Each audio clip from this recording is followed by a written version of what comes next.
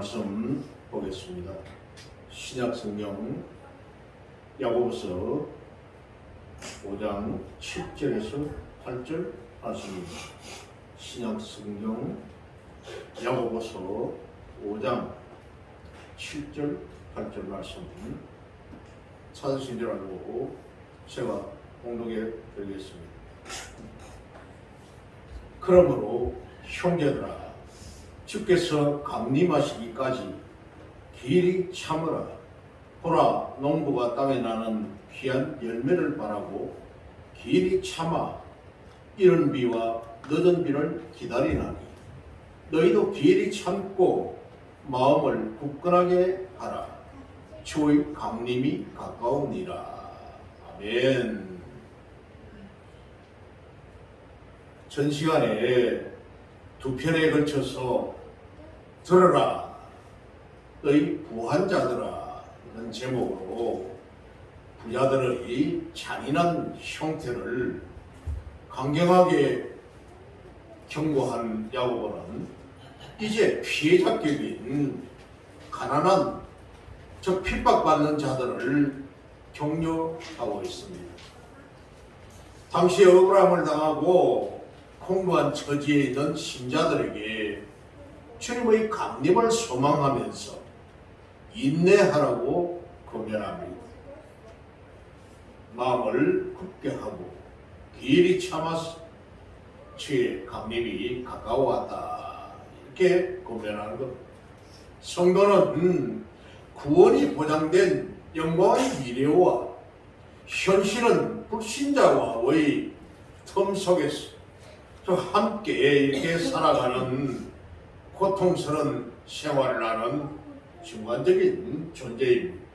우리 성도는 바로 세상 사람들과 함께 그 중간지대에서 서로 같이 살아가는 이런 상황이죠.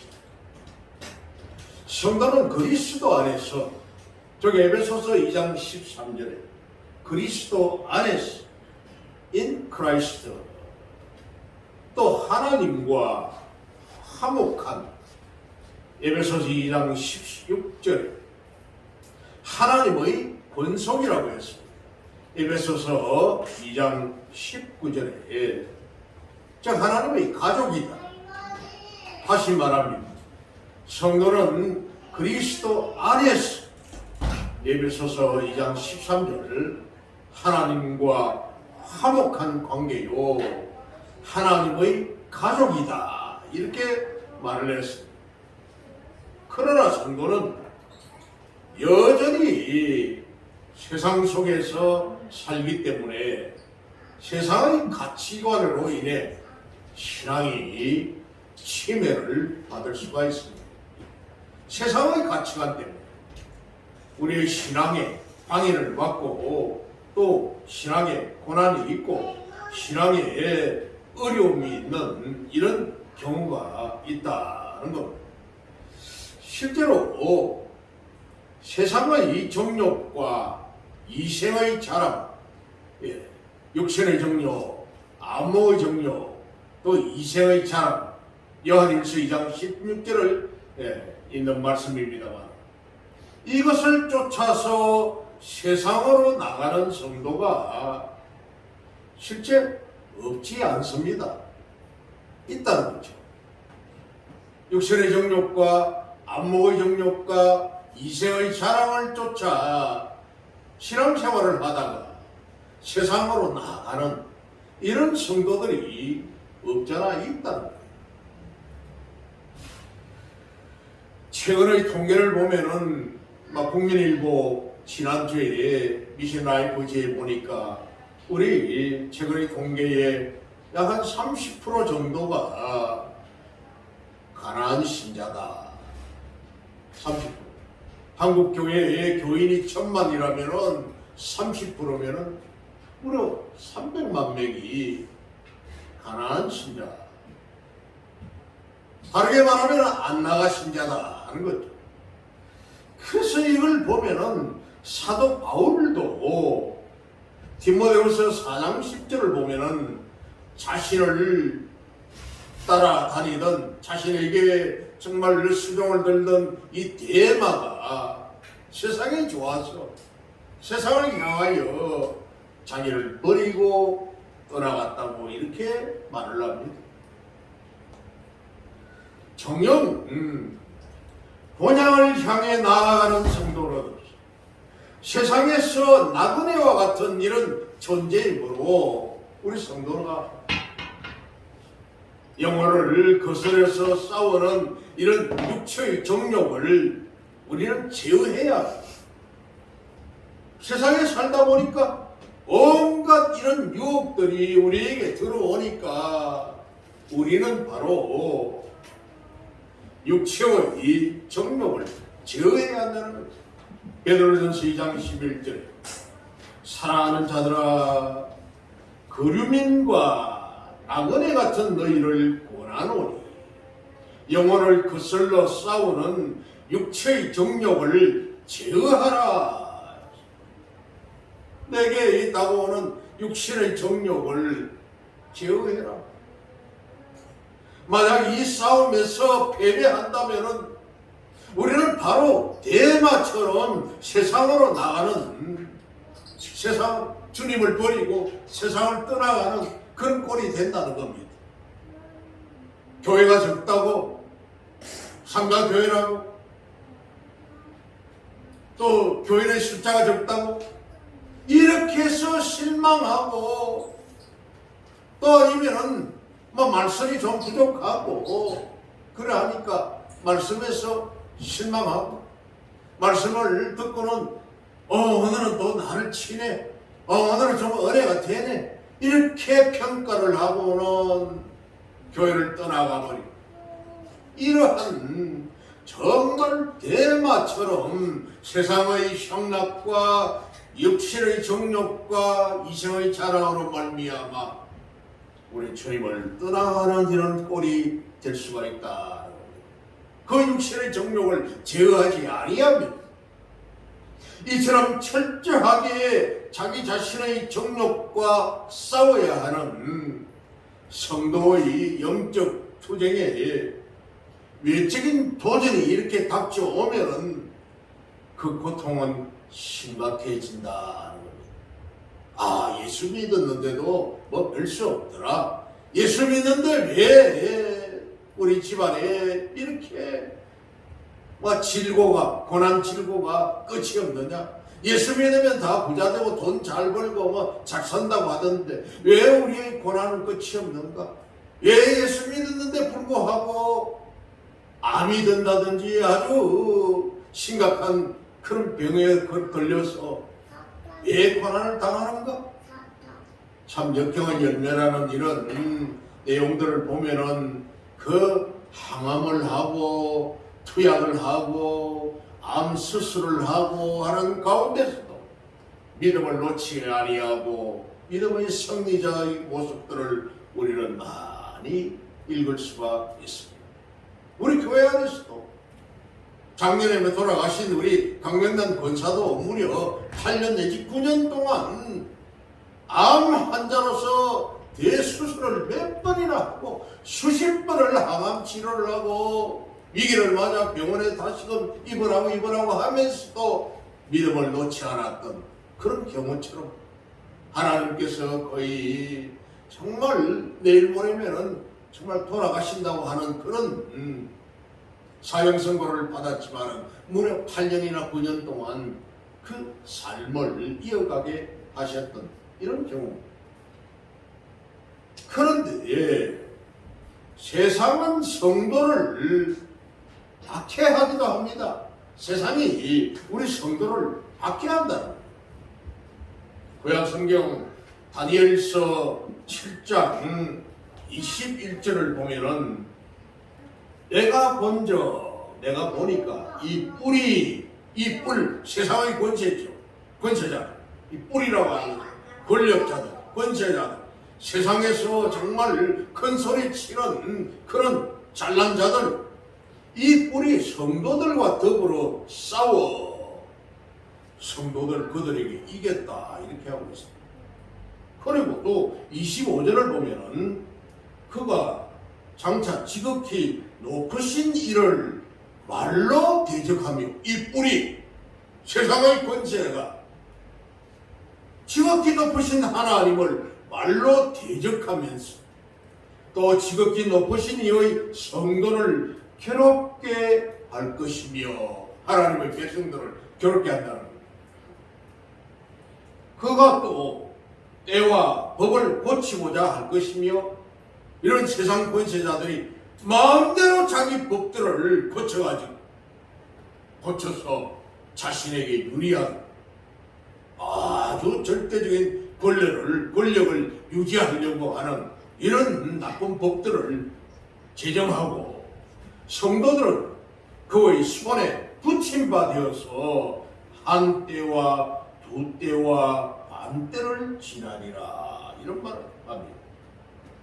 한 때, 두 때, 반 때 하면서 이것을 요한계시록에서는 7년 환난, 7년 또 3년 반 이런 식으로 풀이를 하기도 합니다만 마태복음 5장 10절에서 12절 말씀에는 이 세상에서 하나님의 백성들을 핍박하는 이 얘기를 10절에서 12절에 의를 위하여 박해를 받는 자는 복이 있나니 하나님의 백성들 그들은 천국이 저희의 것입니다. 그들의 것입니다.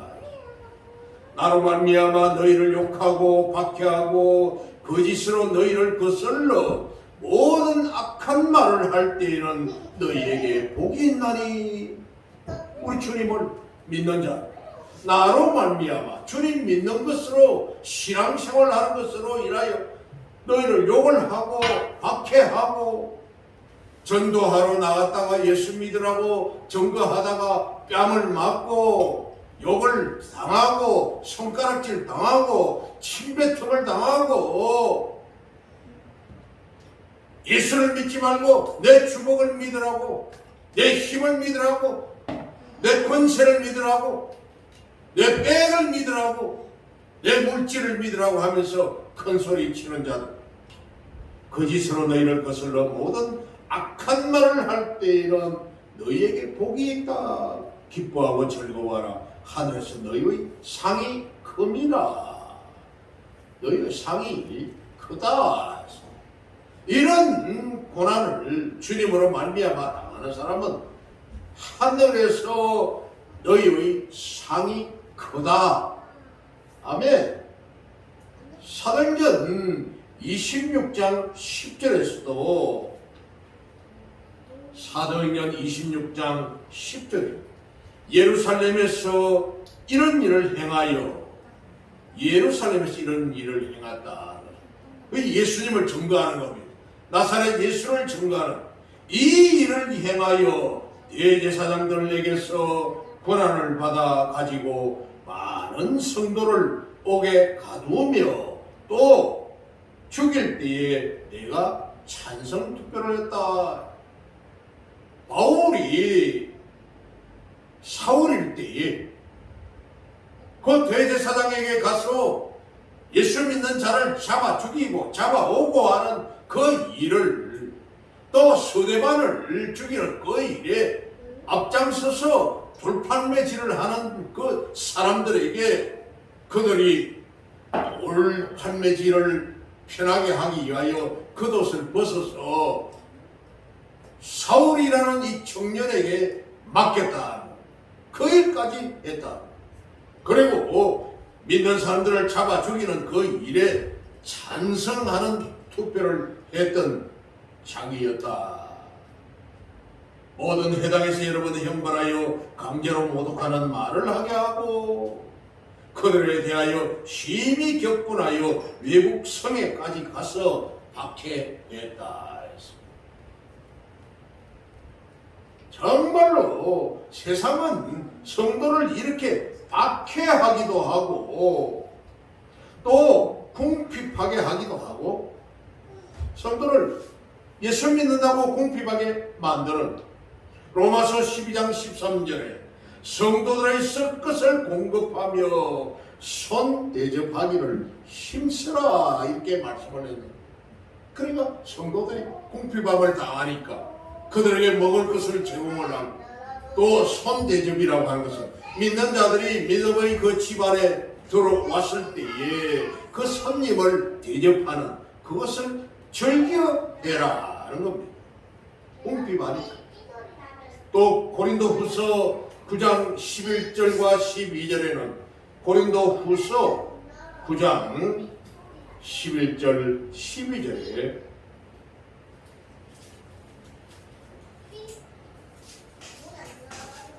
너희가 모든 일에 넉넉하여 연보를 하면 그들이 우리로 말미암아 하나님께 감사하게 하는 것이라. 헌금하는 것, 이것을 넉넉하게 하라는 이 봉사의 직무가 성도들의 부족한 것을 보충할 뿐 아니라 사람들이 하나님께 드리는 많은 감사로 말미암아 넘쳤느니라. 그러니까 너희들이 정말 조금 먹고 살만하면 넉넉하게 연보해서 헌금을 해서 구제 헌금을 해서 가난한 성도들을 먹이게 할 수 있도록 하라니. 특별히 야고보는 당시 가진 자들의 탐욕과 그로 말미암은 가난한 자들의 고통에 대해서 언급을 했던 것입니다. 그것이 바로 1절에서 오늘 6절에 있는 내용들입니다. 너희 재물은 썩었다고 했습니다. 2절에 너희 옷은 좀 먹었다. 너희 금과 은은 목이 설었다.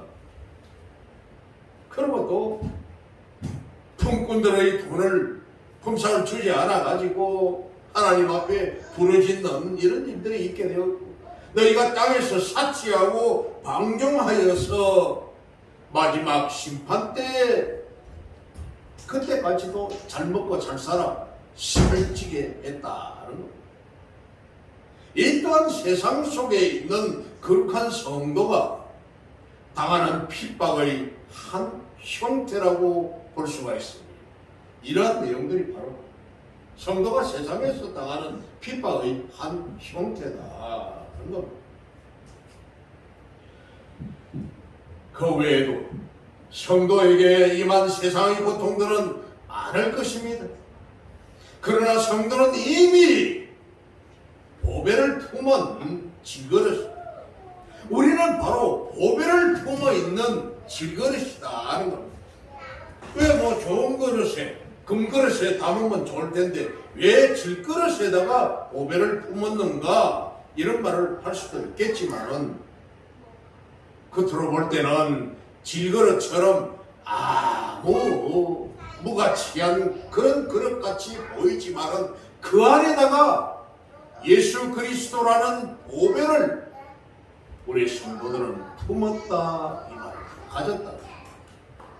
고린도후서 4장 7절에 우리가 이 보배, 예수 그리스도의 그 영광의 보배를, 이 보배를 질그릇에 가졌으니 이런 심히 큰 능력은 하나님께 있고 우리에게 있지 아니함을 알게 하려 함이라. 우리가 겉으로 볼 때는 질그릇같이 참 나약하고 연약해 아무짝에 별 수 없는 그런 존재같이 보이지만 우리 안에는 예수 그리스도의 영광의 보배를 우리가 품고 있다는 겁니다. 아멘. 즉 성도는 영광이 보장된 존재이므로 세상에서 어떤 고난을 당할지라도 낙심하지 말아야 합니다. 아멘. 우리 그 사람인 이 육신은 점차 소멸해 가겠지만은 그렇죠. 우리 육신은 정말 소멸해 갑니다. 자꾸 우리는 육신이 정말 나약해집니다. 젊었을 때는 팔팔하게 뛰어다니고 무거운 짐을 이고 지고 하면서 열심히 자고 나도 뭐 몸이 거뜬하고 자고 나도 거뜬하고 아무리 일을 해도 그랬는데 세월이 흘러갈수록 몸이 쇠약해지고 힘도 약해지고 다리도 아파서 걸음도 절게 되고 이렇게 되죠. 우리 육신은 그 사람은 점차 소멸해 가겠지만 우리의 속사람은 날로 새로워진다는 겁니다. 할렐루야. 아멘. 고린도후서 4장 16절에서 18절 말씀입니다. 고린도후서 4장 16절에서 18절. 그럼 우리가 낙심하지 아니하노니 우리의 그 사람은 낡아지나. 통일성경에서는 후패했다. 후패. 패하여 낡아진다. 우리의 속사람은 날로 새로워지노라. 우리가 잠시 받는 환난의 가벼운 것이 잠시 받는 이 환난은 어찌 보면 가볍다. 경하다 이렇게 표현을 했습니다. 우리가 잠시 받는 환난의 경한 것이 지극히 크고 영원한 영광의 무거운 것을 우리에게 이루게 하리니. 무겁다. 가벼울 경자, 무거울 중자. 우리에게 이 영광이 아주 무겁다는, 크다는 겁니다. 영광은 크다. 이것을 우리에게 주려고 하는 것이 잠시 받는 환난이다. 우리가 주목하는 것은 보이는 것이 아니요 보이지 않는 것이니 보이는 것은 잠깐이요. 이 환난 받는 것은 잠깐이요. 보이지 않는 것은 영원함이라. 아멘. 아멘. 할렐루야. 정말 우리의 보이지 않는 것은 영원하고 우리가 보이는 것 그건 잠깐 당연한 것이다. 이렇게 설명을 하고 있습니다. 때문에 성도는 세상에서 당하는 잠깐 동안의 보이는 고통을 감내함으로써 보이지 않는 영광을 소망하고 구원에 이루어야 하는 겁니다. 구원을 이루어야 한다. 그런데 야고보는 성도가 세상에서 당하는 고통을 참아야 하는 이유를 주의 강림에 두고 있는데 저 주님의 재림이 가까웠습니다. 성도의 고통도 머지않아 끝날 것이라는 민호입니다. 아멘. 성도의 고통은 이제 주님의 재림이, 주님의 강림이 가까웠으므로 이제 너희의 그 고통은 이제 막 끝날 날이 가까웠다. 요즘 하와이 마우이 섬, 그 섬에 불이 났습니다. 불씨를 잡았다고 그래요. 1차 불씨를 잡았는데 허리케인이 와가지고 사라져 있던 불씨를 다시 일으켜 3번에 걸쳐가지고 다시금 일어나가지고 불이 그 섬 전체를 거의 한 80%를 지금 다 태워버렸다고 합니다. 주택 건물을 1007채를 태웠다 하고 불에 타 죽은 사람만 해도 거의 70여 명. 자동차, 길가에 세워져 있는 자동차, 수많은 자동차들 차 안에서 도망을 치어 피하여 가던 사람들이 꼼짝 못하고 차 안에서 차와 함께 타 죽은 시신들도 절비하다 합니다. 그것이 바로 지옥 같다고 했습니다. 마지막 심판대의 지옥과 같은 이런 모습이 그 마우이 섬에서 일어나고 있다는 거예요. 지구온난화로 말미암아 얼마나 온실 효과로 인해서 사람이 일사병, 열사병으로 죽은 사람이 얼마나 많으며 또 어떤 경우에는 거대한 눈보라 폭풍이 막 불어와서 사이클론이라든지 태풍이라든지 아니면은 쉐어리 바람이 그냥 일어나서 과거보다 더 큰 일은 자연 재앙들이 일어나가지고 수많은 사람들이 죽어가고 있는 이런 모습을 볼 때에 우리 믿는 사람들은 주님 오실 날이 가까웠다 하는 것을 인식해야 합니다. 깨달아야 한다. 이런 사도 바울이 세상의 고난에 처한 성도가 낙심하지 말아야 하는 이유로 제시했던 우리는 나그네와 같다 하는 이것과 서로 상통하는 말입니다. 우리 인간, 우리 믿음의 사람들은 나그네와 같은 인생이다. 특별히 야고보의 강조점을 보면은 오늘 9절에 있듯이 9절에 형제들아 서로 원망하지 마라. 그리하여야 심판을 면하리라. 보라 심판주가 문 밖에 서 계시니라. 이제 종말이 문 앞에 왔다는 겁니다. 이것을 우리는 정확하게 인식을 해야 한다는 겁니다. 주님이 심판주가 우리 문 밖에 지금 와 계신다. 재림을 소망하는 성도가 인내해야 하는 이유가 있습니다. 그 이유는 바로 주님의 강림이 가까웠기 때문이라 하는 겁니다. 주님의 재림은 예수 그리스도께서 약속하신 바입니다. 주께서 직접 약속하신 바입니다. 요한복음 14장 3절에 우리 주님께서는 가서 아버지 집으로 하늘나라로 가서 너희를 위하여 거처를 예비하면 너희를 위하여서 너희가 와서 살 그 집을 예비하면 내가 다시 와서 너희를 내게로 영접하여 나 있는 곳에 너희도 있게 하리라. 아멘. 주님께서 먼저 가셔서 뒤에 올 성도들이 있을 천국의 그 거처를 다 준비를 해놓으시면은 그 이후에 내가 다시 와서 너희를 내가 영접하였어. 나 있는 곳에 너희도 있게 할 것이다. 또 사도들이 예언을 했던 이 주님의 재림의 사상은 바로 기독교의 중심 사상입니다. 사도행전 3장 20절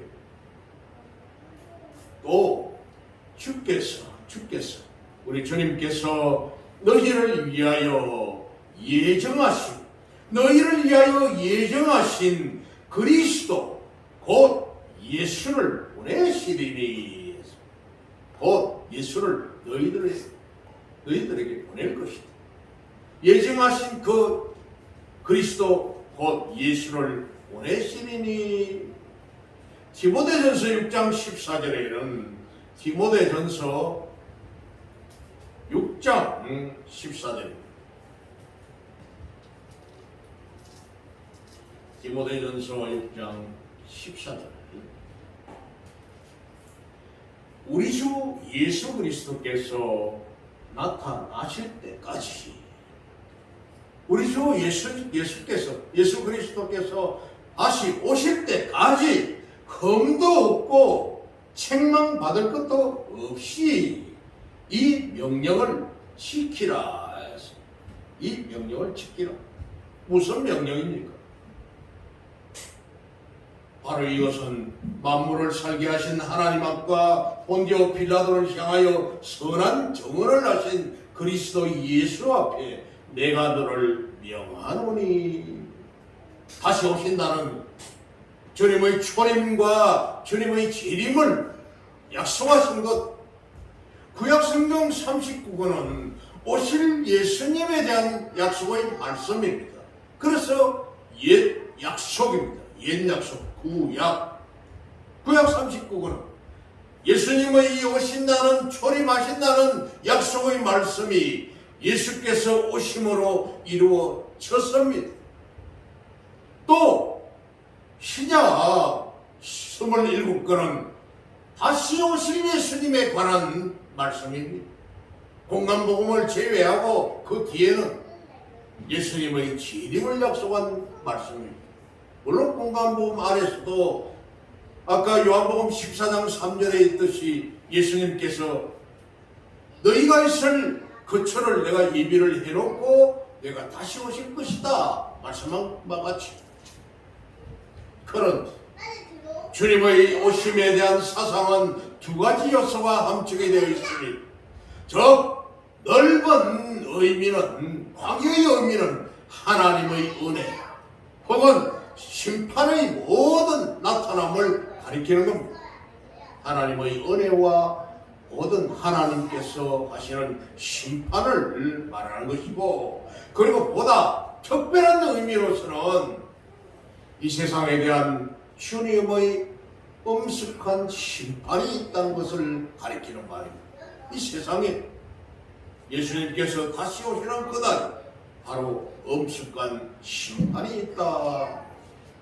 따라서 이때를 가리키는 주님의 오심에 대한 이 선포는 법정에서 재판장이 피고인 너는 몇 년, 몇 개월 아니면은 기소유예 아니면은 기간을 정해가지고 몇 년 동안 유예한다.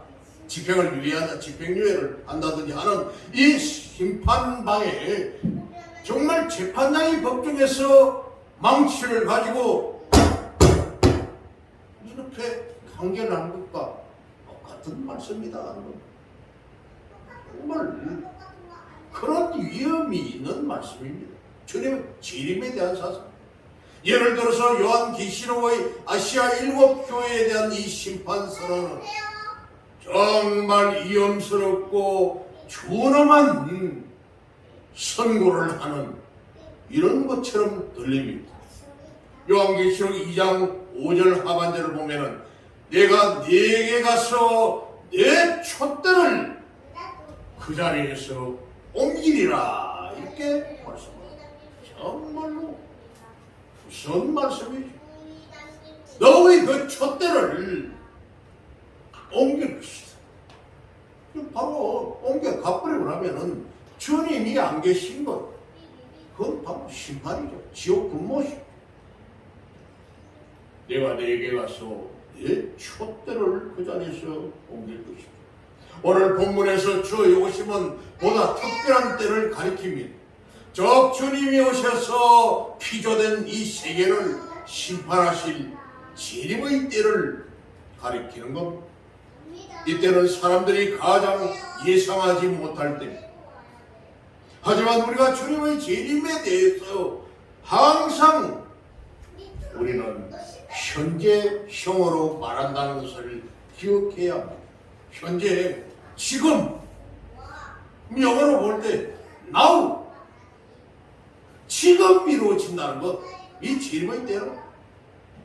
이처럼 주님의 재림은 모든 세대와 모든 성도가 소망을 하지만은 성도 자신이 사는 당대에 이루어질 것으로 생각해야 한다는 말입니다. 아멘. 내 당대에 이 일이 주님의 재림이 이루어진다는 이것을 우리는 생각해야 한다는 겁니다. 이것이 바로 성도가 종말론적인 자세로 세상을 살아야 하는 이유입니다. 실로 우리는 주님께서 언제 오실지 모르는 정말 긴장된 신앙생활을 해야 하는 겁니다. 아멘. 베드로 후서 3장 8절에는 정말 하나님의 그 시간은 카이로스는 하루와 천년이요 천년이 하루라 했다. 바로 어제요 바로 오늘이요 천년이 바로 하루와 같다. 하루가 천년 같을 수도 있다.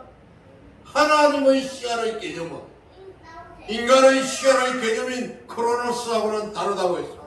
크로노스의 시간은 하루는 24시간이요 1년은 365일이라는 이런 개념이지만은 그것은 지구의 크기를 지구의 자전과 공전을 기준으로 해서 만드는 시간이 바로 하루는 24시간이요 1년은 365일이지만 영원한 무한하신 하나님의 저 시간의 개념은 하루가 천년이요 천년이 하루다. 이것을 우리는 정확하게 이해해야 합니다. 정말 또한 주님의 오심은 만물에 대한 심판을 전제하기 때문에 주님의 이름을 위해 당하는 어려움을 우리는 신원해야 할 좋은 기회이기도 한다.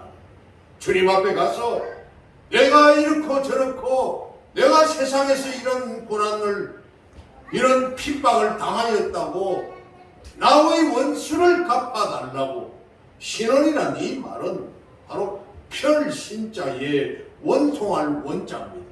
나의 원통한 것을 일일이 다 아뢰는 것 원수 갚아달라고 하나님 앞에 아뢰는 그 신원의 날이 바로 주님의 재림의 때다.